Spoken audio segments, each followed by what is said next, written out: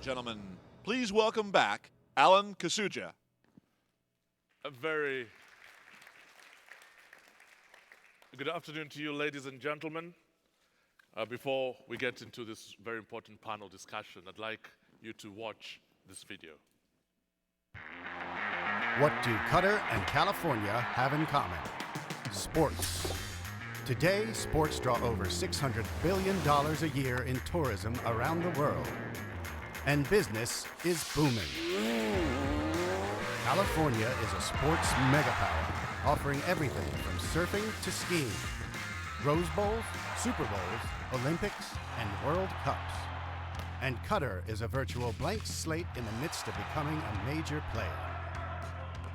Together, they represent home to unlimited opportunities for both the professional and the everyday athlete. In this growing economy, what can California and Qatar learn from each other? How do we work together to keep the boom growing? The future of sports is now at Doha Gold.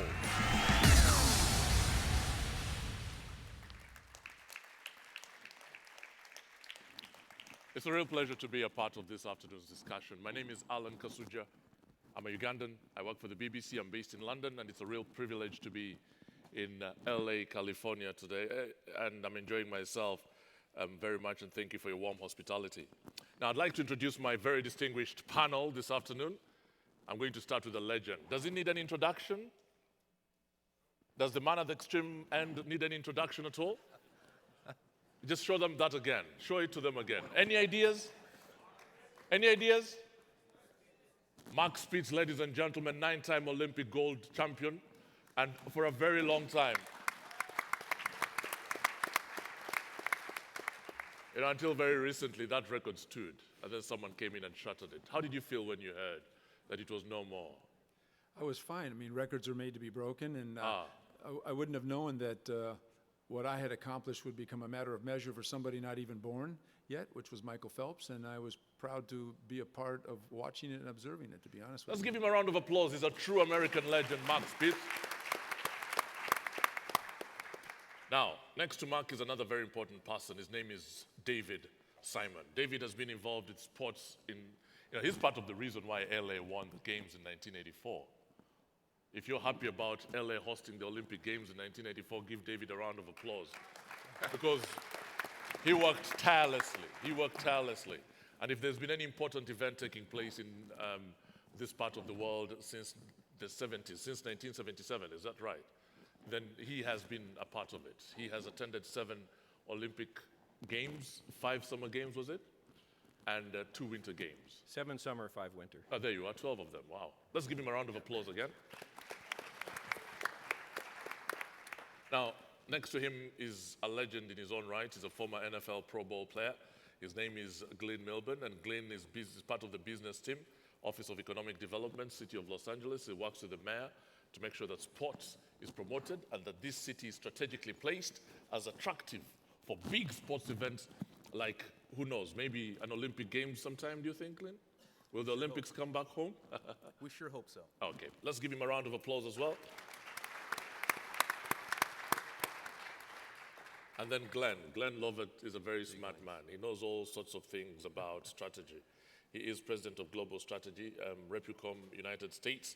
And what he does more than anything else is make sure that sports as a business makes sense for the people who invest in it. Is that right? We try to, absolutely. Okay, so that's what he does. He offers that sort of advisory service. And finally, Abdulaziz AL-MAHMOUD, who is an advisor to the president of Aspire Zone Foundation in Qatar. And Aspire Zone, for those who don't know, is just a magnificent, I don't know, would I call it piece of infrastructure? Describe Aspire for us. What is Aspire? Aspire Zone really is a sports complex that is not just venues put together. It's more of introducing a whole lifestyle to the community around it and adding to the sport commitment that the government has. So it's about building students, having them treated in the best hospital, orthopedic hospital. These are students taking part in sport. Exactly. The best possible hospitals. The best, one of the 10 FIFA accredited hospitals in the world. And this is all in one place in Doha. All in one place, yes. And now, you know what the plans are as far as Qatar is concerned about, the sports, trying to sort of make sure that Qatar is attractive to sports business. Talk to me about that. What do you think is the objective? Where is Qatar now and where does it want to go? Well, first of all, there is an obvious commitment from the government to plant sport culture in Qatar. And this is really a whole system. This is like having to be a sport nation. You have to have the sport ecosystem. Let me say, it's really having the infrastructure, having the commitment of the government, having the infrastructure. When you say infrastructure, what do you mean? So it's the venues, the things all around the city, like the cycling tracks, the running tracks, the investments, the economy. All this part of the sports infrastructure that you have built. And you say all around the city, meaning that it's available to the citizens, to the people who live there, and Yes. anybody can take part. Whoever wants to actually take part in sport, all these facilities are available. That's true, Alan, and it doesn't just stop there. It's about hosting events, attracting events, international events, worldwide recognized events to promote sport locally and to promote the government interest in sport internationally as well. So this builds a whole economy in sports. You're involved in organizing sports, managing events like those. Talk to me about some of the big events that are currently taking place in Qatar. See, we have one of the most important events that we have just won was by the end of last year was the IWF World Cup that will be hosted in 2019. So this is the biggest that we've been awarded last year. But in 2022, of course, the World Cup. And then also we have the Soccer World 2022. Cup Yeah. is coming there. And I see all sorts of tennis, there's also tennis taking place there. Yeah. Okay, and I've got to bring you in here, David. How important is it for that culture to be built in order to have a city that's attractive for the big events? Well, I think for any city or country, the first question you have to ask is, what goals are reasonable for your city or your country? Do you want to host major events? Do you want to attract a team from the NFL or the Premier League to be in your city? Do you want to host major events that are for elite athletes, or do you want to host major events that are for mass participation, like the World Masters Games? And depending on what your answer is, in some cities the answer might be, our most important thing is to get a main stadium built, or to get an arena built. Like Aspire? Could be, or a series of venues. But if you want to try and do all of those things at the same time, you won't be successful. You have to prioritize. You have to decide which of those goals are the low-hanging fruit for your community. Okay, so you say you have to decide, but are there specific, would you say that there is one thing that needs to come before everything else? I'm not ducking the question, but it really depends on your community and the resources available. Right. For example, in Qatar, obviously, there are government resources to build facilities that are not available to us here in Los Angeles, because here the private sector tends to be responsible over time for building our facilities, to take one example. So you really need to look at the specific community and decide what makes sense for your community, based on the goals you set and the resources you have available. What's reasonable to do? And how do you manage that involvement of government? You're just talking about the fact that Qatar has the advantage of resources, the involvement of government. You say Los Angeles doesn't necessarily have that. That's because of our culture here. Right. And it's different even than most American cities in that respect. If you look at most American cities, the football stadium or the basketball arena is probably built through the government. If it's not totally funded by the government provided the land or provided tax breaks or things like that. And it's a city or a county or a state-run facility that houses the NFL team or the baseball team or the NBA team. But in Los Angeles, it's different. It's partly because of history, partly because of geography. Los Angeles is really many different cities in addition to Los Angeles. And our facilities tend to be located not just in the city of Los Angeles, but in places like Pasadena, Anaheim, Long Beach, Inglewood, and so on. And each of those has its own city government. So I think there's a reluctance here for any one city to say, we are going to spend our city resources on a facility that actually is going to benefit the entire region and be patronized by people from other cities. So in a case like Qatar, which has one government, where there's clear structure as far as the government is concerned, where the resources are going to come from, it becomes easy to sort of make sure that the policy is synchronized, doesn't it? Yes, in fact, you've given us a great idea. Next time we have to build a facility, maybe we'll ask Qatar for some funding. You never know with these things. But let me come to you now, Glyn. How important is, let me put that differently. Talk to me about the city of Los Angeles. He's talked about government, but those complexities that he's talking about, how do you then make sure that you have everybody's buy-in a situation that's as complex as that? Well, I think that in a city as large as Los Angeles, for example, we represent so many different viewpoints. I don't think you can ever get full consensus in terms of one direction. I think that you have to establish what your priorities, as David said. You have to establish what are the primary goals of and the objectives of what you're trying to accomplish. For example, if it's going after an Olympic game bid, for example, you have to say what are our assets that we have available here. We have great infrastructure already existing here through the 1984 Olympics, through the universities that have wonderful facilities. You have the various access points, and you already have a robust airport that attracts a number of hundreds of millions of passengers every year.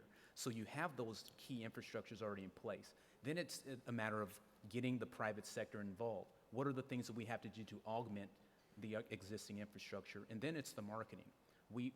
Fortunately for Los Angeles, we already attract well over 70 million people to our airport, well over 42 million international visitors, both internationally and domestically. So we have those key advantages already inherent in Los Angeles. So by virtue of having that, it's much easier for us to demonstrate to the rest of the world that it's easy to come in, it's easy to participate. We have a lifestyle and a culture already inherent with athletics, with our professional teams, with our collegiate teams. And I think to the panel heading, one of our universities right down the street would have been 9th in the world in terms of Olympic medals. It's just crazy when I think about that. I come from Uganda that has only ever won 2 gold medals in the Olympic Games, 1972 and 2012. So to imagine that one university in California has all those gold medals is just crazy. Well, if you look at the state as a whole, I think we would have been 3rd. California would have been 3rd in the Summer Olympics of 2012. So you have a number of athletes that train here, that attend universities here, that live here year-round. So you have that inherent ecosystem that was already mentioned already here. I'm going to come back to you in a minute, and I'll come to you, Glyn, in a moment. Just think about what he said, because I want you to talk to me about the money involved. How do you translate that into an advantage? But before we come to that, I'd like to come to you, Mark. Talk to me about what an athlete like you would like to see in place. An elite athlete like you, what's attractive to you? What would you like to, you've traveled all over the world and you've participated in all sorts of things. What draws big names, legends like you to places like Qatar? Well, thanks for that question. I think that one thing that I observed when I was an athlete was what attracted me to go to Santa Clara Swim Club, which was in Northern California, was that they had an Olympic coach there. And that Olympic coach drew Olympians that represented the United States and won a lot of medals. And one in particular swimmer at the time was named Don Scholander, had just gone to the 1964 Olympic Games and won 4 gold medals. And what attracted Scholander's parents were, because they were from Oregon, was to transport their child, which was Don Scholander, to swim at the Santa Clara Swim Club, almost like an exchange student at the high school there. And my parents decided to do the same thing for me a couple of years later. So great coaching attracted great athletes.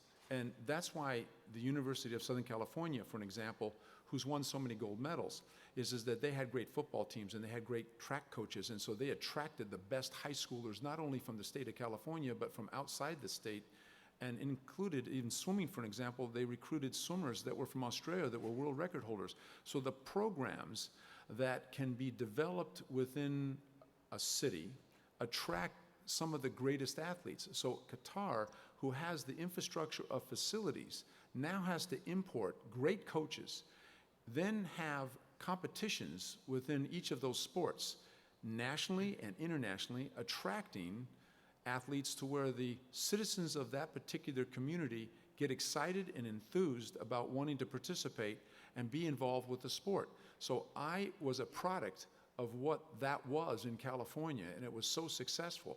As a matter of fact, we were so successful at it in swimming that we attracted coaches from outside the United States that came and learned from this coach like George Haynes, and there was a Doc Councilman, and this system is still done today. They became so smart, those coaches that came to California, they took that knowledge and went back to their country. And during the time I swam in the 70s, we were dominant in swimming. But by the results of what happened in the 70s from those coaches, it took that back to their countries.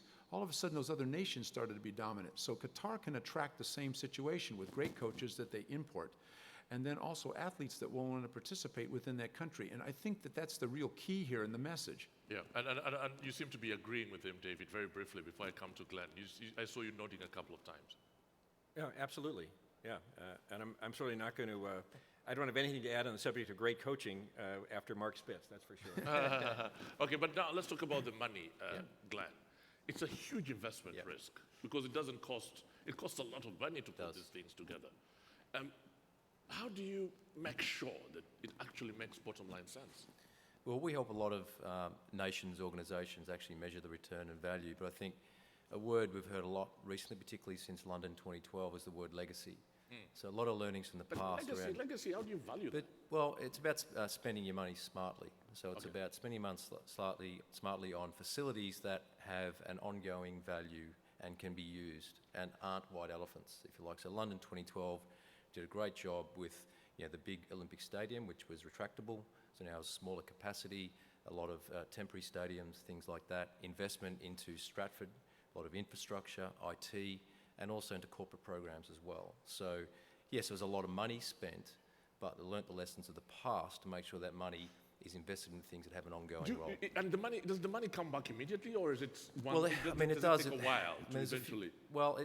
Yes and no, right? Yes, it does directly through economic trade and people actually coming to the event. So hotels, spending money, flights, accommodation. For example, Rugby World Cup in New Zealand in 2011, people on average spent almost 3 weeks in that country travelling and spending money.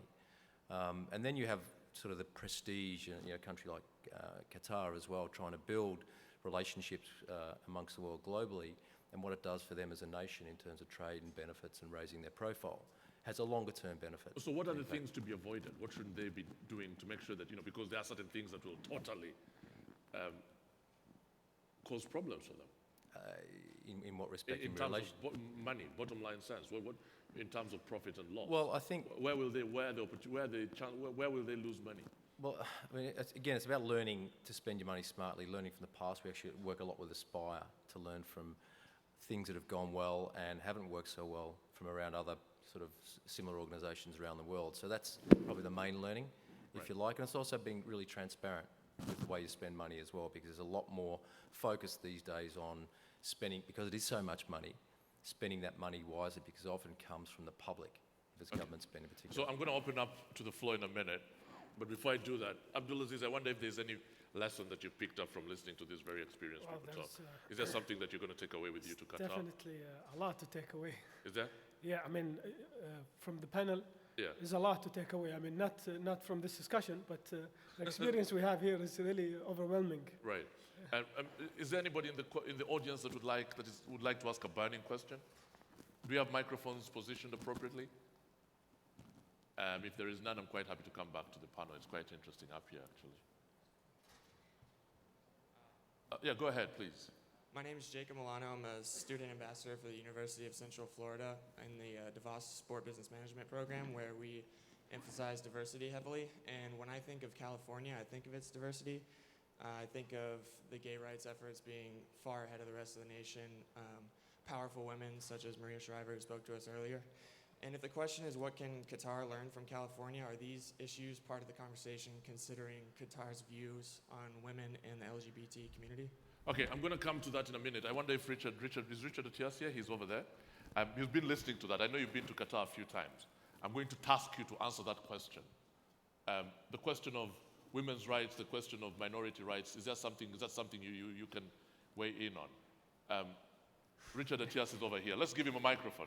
I've just sort of ambushed him, but he normally knows how to. He's quite good at swimming in difficult conditions. I actually have some experience about women and diversity in Qatar. Sure. In a minute, Mark, yes. Oh, okay, fine. Okay, fine. Let's come to Mark first.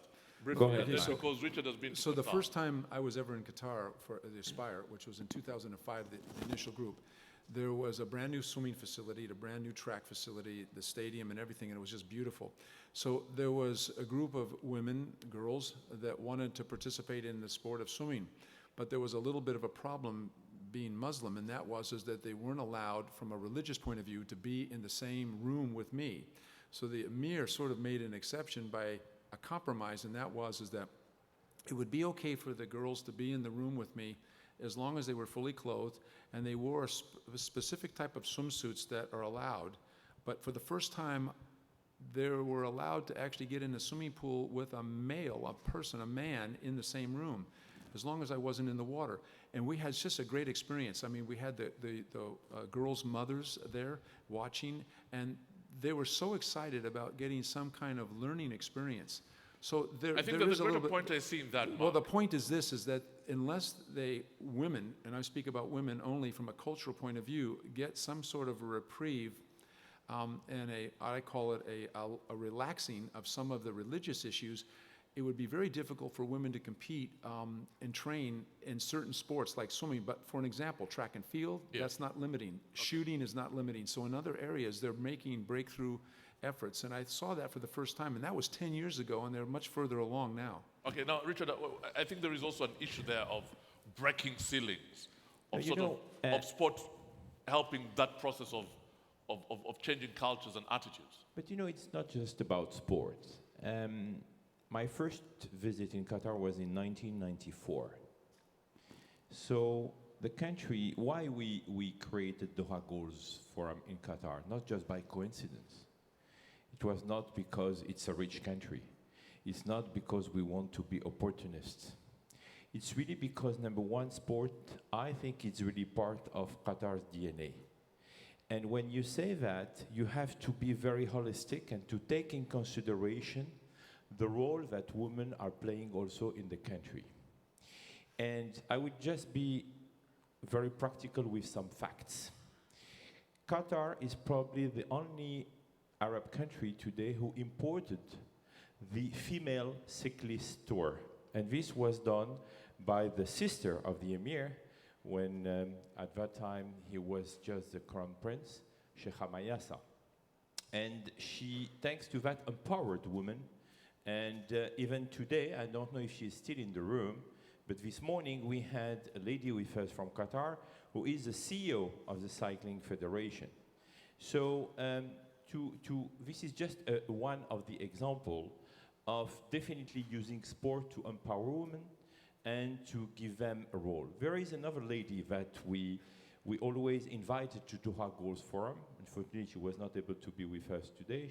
Her name is Nada Dan. She is also a rally driver. I've met her. You met her in Doha. Absolutely. No, without hijab. That one was from Turkey. The one from Qatar was not wearing the hijab, by the way. And she's competing with men. And she even was, I think, one of the top 3 winners in Jordan recently on the rally, and so far and so on.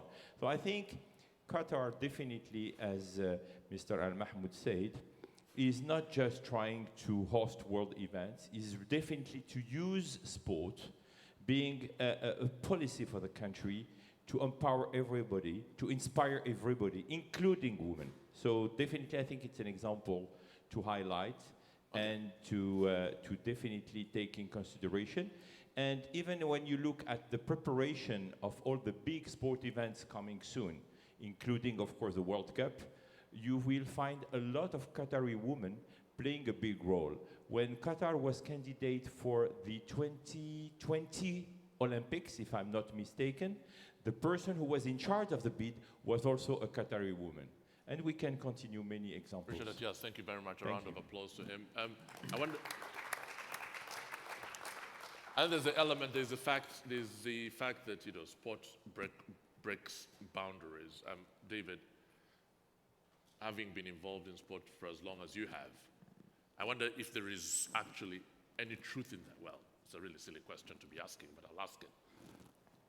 Any truth, whether you've seen it, examples, anywhere, examples that we can take with us. This is also, people will question, is Qatar accepting of other people, of alternative lifestyles? Yep, well, when we had the Olympics in 1984 as one example, the sports culture worldwide said that women could not run long distances, and that there historically had not been a women's marathon up to that point.